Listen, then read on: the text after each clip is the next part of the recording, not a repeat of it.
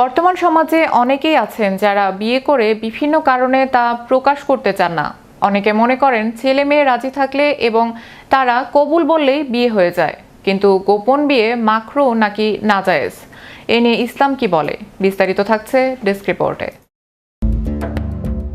বর্তমান সমাজে অনেকেই আছেন যারা বিয়ে করে বিভিন্ন কারণে তা প্রকাশ করতে চান না।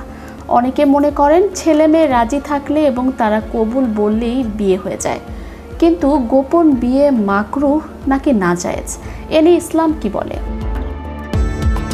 ইসলামে বিয়ের অন্যতম প্রধান শর্ত হলো প্রকাশ্য সাক্ষী। শরীয়তে সাক্ষী ছাড়া গোপনে ইজাব কবুল করলে সেই বিয়ে সর্বসম্মতভাবে বাতিল ও অকার্যকর হয়। পক্ষান্তরে দুজন সাক্ষী রেখে করার পর সাধারণ বিবাহিত জীবনযাপন করলে তা গোপন বিয়ে নয়। এমন বিয়ের বৈধতা নিয়ে কোনো মতবিরোধ নেই। জীবন অবাক না করলে কে করবে? পক্ষান্তরে দুজন সাক্ষী রেখে করার পর সাধারণ বিবাহিত জীবনযাপন করলে তা গোপন বিয়ে নয়। এমন বিয়ের বৈধতা নিয়ে কোনো মতবিরোধ নেই। তবে বিতর্ক বাধে তখনই যখন সাক্ষীদের উপস্থিতিতে বিয়ে হলেও তা কাউকে না জানানোর শর্ত বা অঙ্গীকার নেওয়া হয়। আল আজহারের সাবেক গ্র্যান্ড ইমাম শায়েখ মাহমুদ সালতুত রাদিয়াল্লাহু তাআলা জানান, এ অবস্থাকে সবাই মাকরুহ বললেও এর বৈধতা নিয়ে দুটি মত রয়েছে।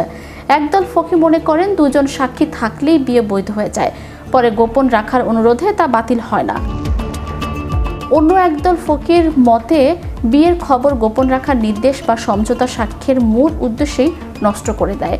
বিয়েতে সাক্ষী রাখার আসল উদ্দেশ্যই হলো বিয়ের খবর সর্বসম্মুখে ঘোষণা করা, যেন মানুষের অধিকার সুরক্ষিত হয়, সমাজে সন্দেহ সংশয় সৃষ্টি না হয় এবং হালাল হারামের পার্থক্য স্পষ্ট হয়ে যায়। রাসূলুল্লাহ সাল্লাল্লাহু আলাইহি সাল্লাম বলেছেন, হালাল ও হারামের পার্থক্য হলো দফ বাজানো বা উচ্চ শব্দে বিবাহের ঘোষণা দেয়া। যে বিয়ে পাপাচারের মতো গোপনীয়তার ভার বহন করে এবং বৈধতা ও অবৈধতার দোলাচলে দোলায়মান, একজন খাঁটি মুসলিমের উচিত তা থেকে পুরোপুরি দূরে থাকা। বিয়ে সমাজের একটি অত্যন্ত পবিত্র ও সামাজিক বন্ধন, তাই একে ধোঁয়াশা বা সন্দেহের মধ্যে না রেখে সুস্পষ্ট ও প্রকাশ্য রাখাই ইসলামের মূল শিক্ষা ও নির্দেশনা। গোপন বিয়ের মাধ্যমে বিভিন্ন সামাজিক ও পারিবারিক জটিলতা সৃষ্টি হতে পারে। বিয়ের মতো গুরুত্বপূর্ণ সিদ্ধান্ত প্রকাশ্যে নেওয়াই ইসলামের সৌন্দর্য ও সামাজিক নিরাপত্তার মূল ভিত্তি। তাই সর্বাবস্থায় শরীয়তের স্পষ্ট নীতি অনুসরণ করা উচিত। ম্যাজিক বাংলা টিভি, বিনোদন ডেস্ক।